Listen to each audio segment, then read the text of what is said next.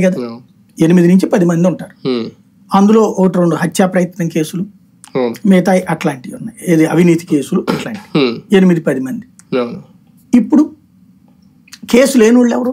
ఈ నెల రోజుల్లో 5 ఏళ్లలో పెట్టారు వాళ్ళు, నెల రోజుల్లో పెట్టారు వీళ్ళు. ఏంటి ఇంక అక్కడ తేడా?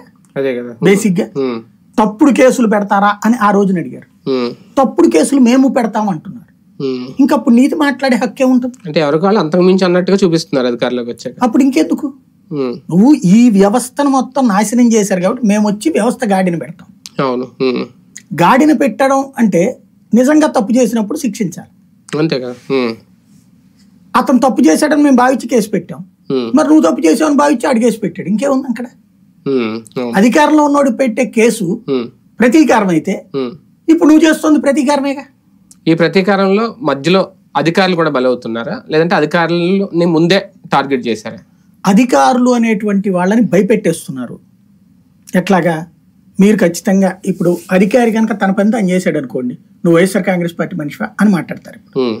ఇవాళ చూసిన రేపు పొద్దున ఏమంటారు? నువ్వు తెలుగుదేశానికి అమ్ముడు పోయినోడు అంటారు. అంతేగా.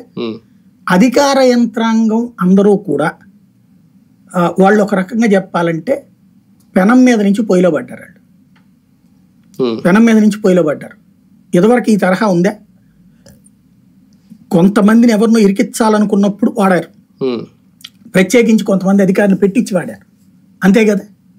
అందరినీ వాడలేదుగా ఈ టైప్లో. ఇప్పుడు ఎట్లుంది పరిస్థితి? ఎవరి మీద ఎందుకు ఎప్పుడు ఎలా చేస్తారో తెలియదు. అన్నిటికంటే దరిద్రం ఏంటంటే కళ్ళ ఎదురుగుండా దాడి చేస్తుంటే అప్పుడు మనం అనుకున్నాం, గుర్తుందా,